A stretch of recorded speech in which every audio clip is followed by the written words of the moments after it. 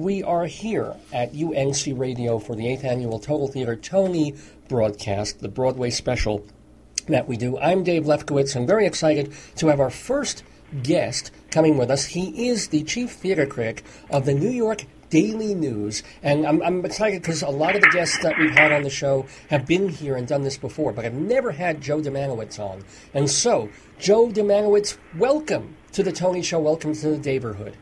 Thanks very much. I'm glad to be here. Very glad to have you. And so, first of all, let me ask your thoughts about the whole 2011-2012 Broadway season. What were your good things, bad things, and overall? Well, I thought we had a lot of good plays, and musicals perhaps wasn't quite as rich a season, but I think any season in which you have two homegrown all-American plays, up for Tonys and you're wrestling, which will it be? Will it be Clybourne Park or will it be other desert cities?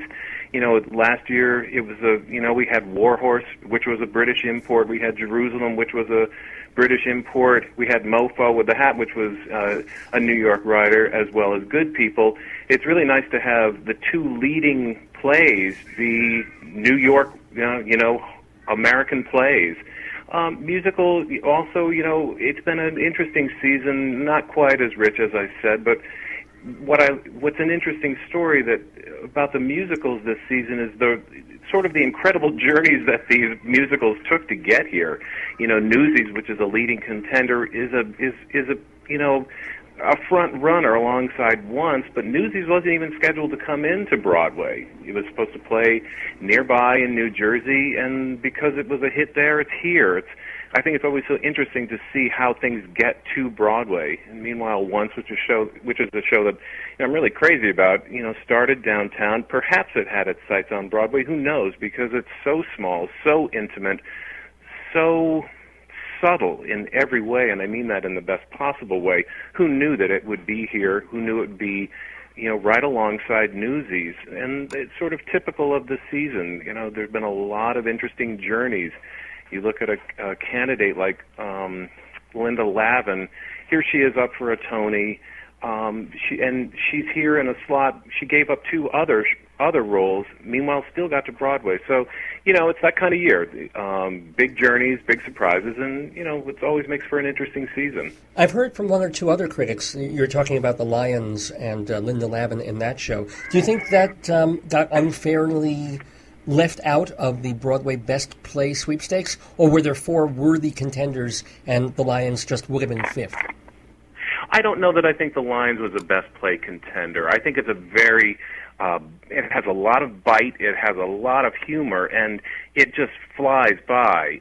It's got Linda Lavin, it's also got Dick Latessa, Michael Esper, and other actors who are all just really, really terrific. But a Best Play contender, I don't think so. I'm Venus and Fur, which is up for Best Play, it's a good play. Peter and the Starcatcher, perhaps that could have gone to the Lions, but that's a story, a prequel to Peter Pan that's told with so much imagination. Again, another transfer. New York Theater Workshop, has sent two works along with Once.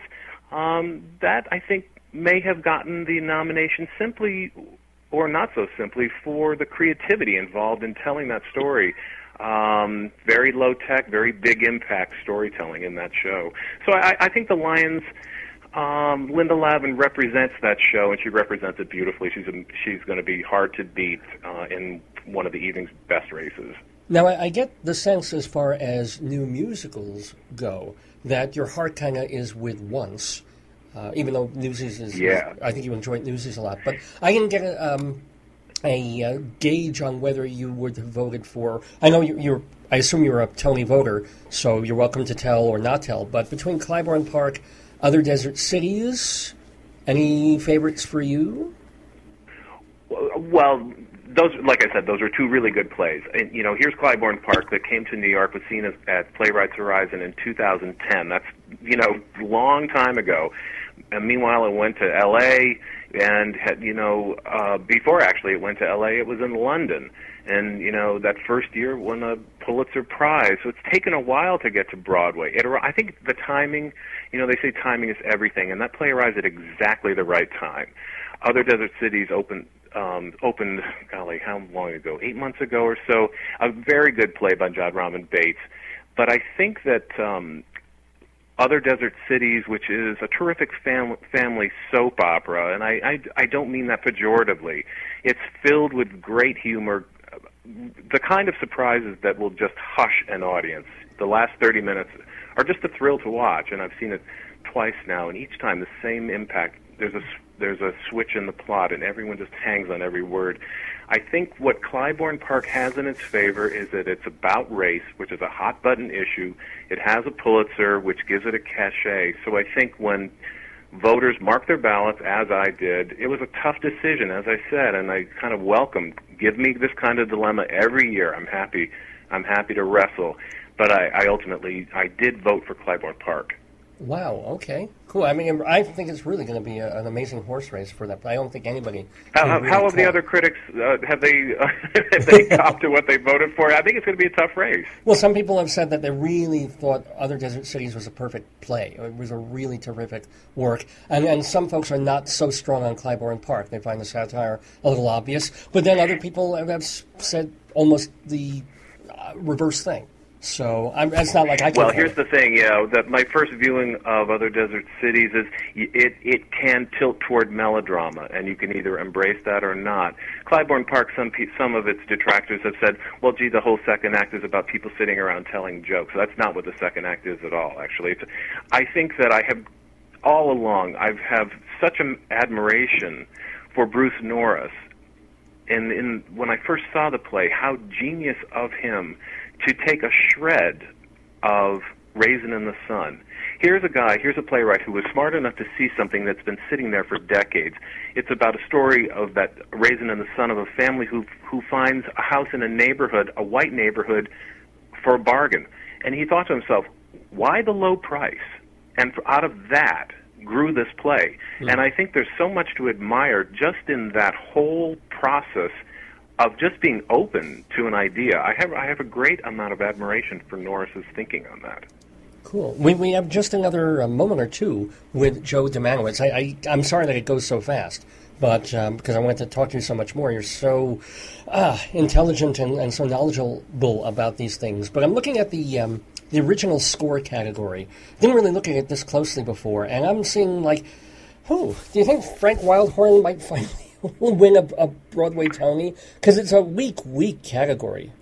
It is. I looked at that category, and it's kind of like Jeepers Creepers. Newsies is going to win. Alan Menken is going to have his first Tony to go alongside his 8 Oscars and however many Grammys.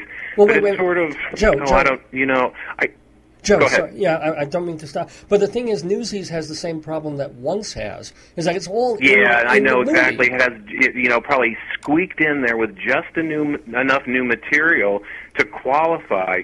As I was about to say, Alan Menken's going to win a Tony, but all the the most memorable songs were all in the movie. Right. Bonnie and Clyde. I've said and I've written that was a show that came and went, and its life was almost as short as the Outlaws it portrays. And the other two, One Man, Two Governors and Peter and the Starcatcher, that's incidental and underscoring. Yes, there are songs actually, to be fair to One Man, Two Governors, but honestly, much vilified or much in the press Spider-Man. I think that may. That could have been nominated, to be quite frank. It was a score, an original score, and not just incidental music. So, this is a category. It's weird. We're going to give a Tony Award, and people are going to come to that. It's like, yeah, I know Carrying the Banner. I know Santa Fe. I saw the movie. So this is sort of a default kind of category as far as I was concerned. Pretty weak, actually. Now, I guess the last question for Joe Dziemianowicz is, everybody's holding the banner for Death of a Salesman, the Philip Seymour Hoffman revival. Are you as strong on it as everybody else seems to be, and do you think it'll win everything? It got my vote. It got my vote for Best Revival. It's a very, the thing that reminds us is what an extraordinary play. When I came back and I was talking to people, just say it's undentable. It really is. It's a good play, and it's just kind of thrilling to get to see it again. I think Philip Seymour Philip Seymour Hoffman will come out on top of James Corden, probably his closest competitor, who's just this irresistible, adorable British import heading up One Man, Two Governors. But I think the recognizability of Philip Seymour Hoffman will give him the edge. I think the same will go for Andrew Garfield, who's really, really good. I think here's a kid who worked on stage in England, came here, debuted, and I see him as this season's Scarlett Johansson. Here he is, 28 years old, she was probably 27, debut on Broadway in an Arthur Miller classic, Death of a Salesman for him, View from the Bridge for her, killer performance in a tough role, million ways to go wrong. There's, these get done a lot, but he gives a really good performance. I'm not so sure Linda Eamon is going to be in there, but I think that Death of a Salesman will also do really well, I think, in lighting and other categories. So, I was really happy to have it back. I was happy to get a chance to see it, to be honest. Terrific. And it's been a great, well, I haven't been able to see you, but to hear Joe Dziemianowicz on the Total Theater Tony Show. Everybody, you can read Joe's reviews in the New York Daily News. And how often do you tend to be in there? I mean, do you also review a little off-Broadway? So even over the summer... I do. Yeah, sorry. Oh, I'm sorry, Dave. I do.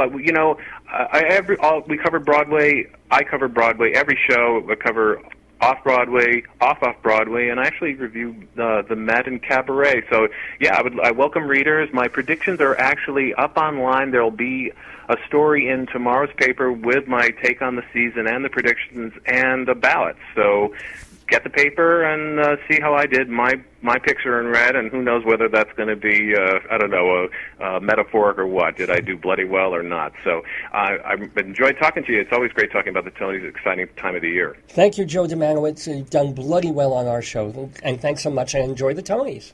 Bye-bye now.